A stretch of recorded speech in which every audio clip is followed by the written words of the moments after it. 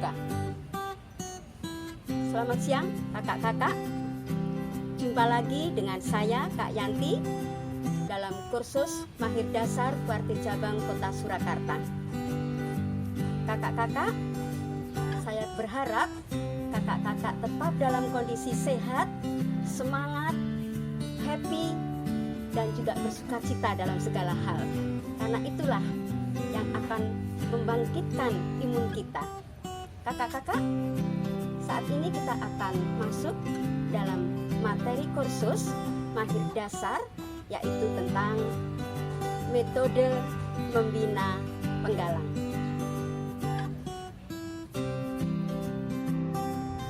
Kakak-kakakku, calon pembina pramuka penggalang yang hebat. Kita masuk dalam materi metode membina penggalang. Membina penggalang memang terlihat mudah ya. Tetapi walaupun terlihat mudah, kita tidak bisa menyepelekan. Oleh karena itu, perlu pembina yang berkualitas agar melahirkan peserta didik atau pramuka penggalang yang juga berkualitas. Membina bukan sekedar mengajar, tapi lebih dekat dengan mendidik. Mengajar memandaikan anak atau peserta didik, sedangkan mendidik yaitu mencerdaskan peserta didik. Cerdas tidak hanya intelijensi tapi juga emosional. Endingnya yaitu pembentukan karakter. Lalu bagaimana? Apa itu membina penggalang? Membina penggalang merupakan kegiatan memperkenalkan, menumbuhkan, membimbing, dan mengembangkan. Apa yang ditumbuhkan, dikembangkan? Yang pertama yaitu kepribadian dan karakternya.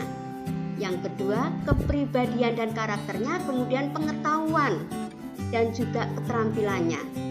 Setelah pengetahuan dan keterampilannya, yaitu keinginan serta kemampuan peserta didik, sehingga menjadi manusia yang kreatif, kemudian aktif, inovatif, tanggung jawab, disiplin, dan mandiri.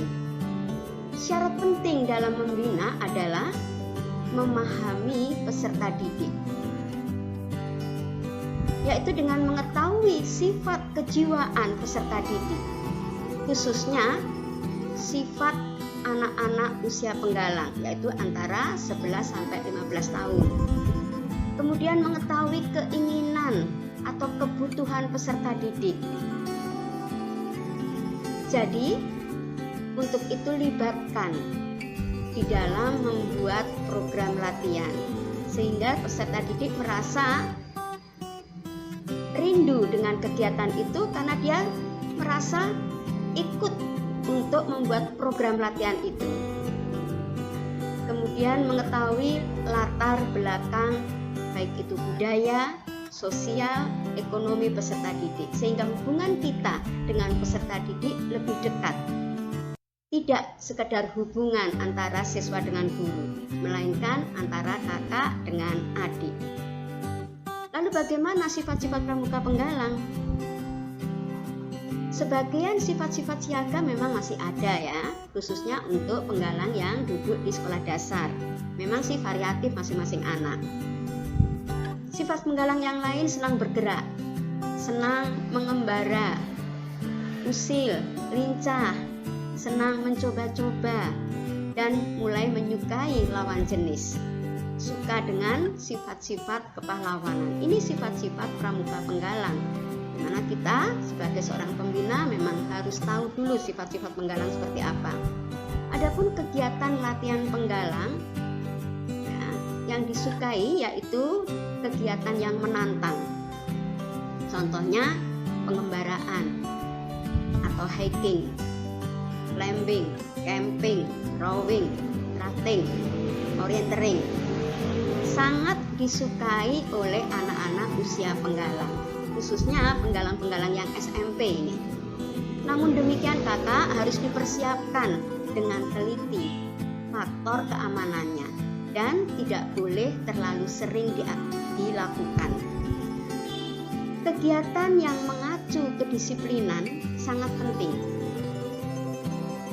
Misalkan jenis-jenis atau macam-macam PBB, macam-macam upacara. Kehidupan penggalang ada di regu. Oleh karena itu, sistem beregu atau kekompakan di dalam regu, kreativitas dan disiplinnya ini harus terus dipelihara. Pembina memang lebih banyak dengan Ing Madya Mangunkarso, yaitu di tengah-tengah membangkitkan kehendak dan semangat belajar, semangat berkarya, semangat bekerja. Ini dalam sistem Among. Bagaimana dengan metode latihan penggalang itu sendiri? Metode latihan penggalang bukan metode kepramukaan ya. Kita tidak sedang membahas metode kepramukaan karena metode kepramukaan sudah ada pembahasan tersendiri, yaitu dalam materi prinsip dasar kepramukaan dan metode kepramukaan atau PDKMK. Kita masuk dalam metode latihan penggalang, memang tidak meninggalkan metode kepramukaan, yaitu dengan cara pembelajaran yang aktif, inovatif, kreatif, menyenangkan, gembira, dan berbobot. Mungkin kakak sudah pernah ya mendengar istilah Pakem Gembrot dalam sistem pembelajaran.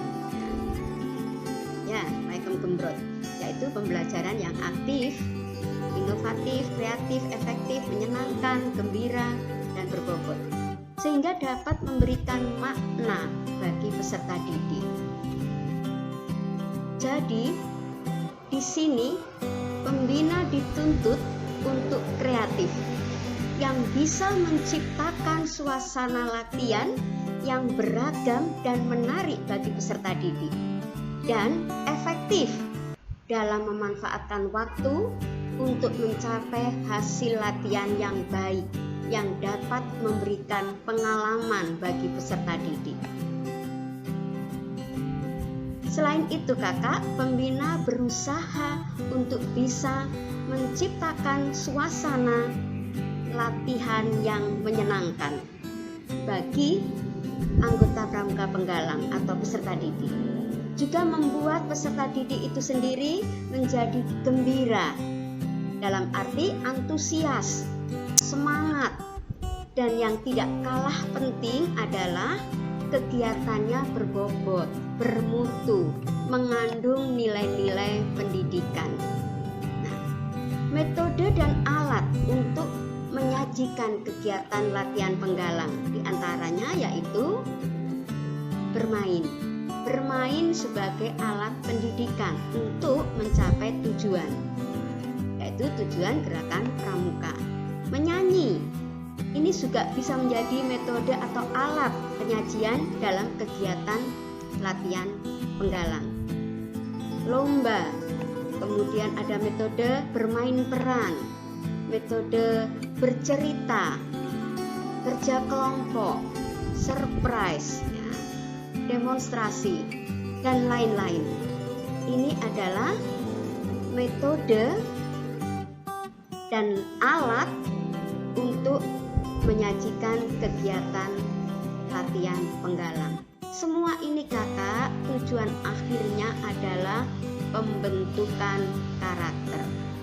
Nah, di sini kakak, pelaksanaan metode, baik metode kepramukaan atau metode latihan khususnya untuk pramuka penggalang, yaitu menggunakan sistem Among.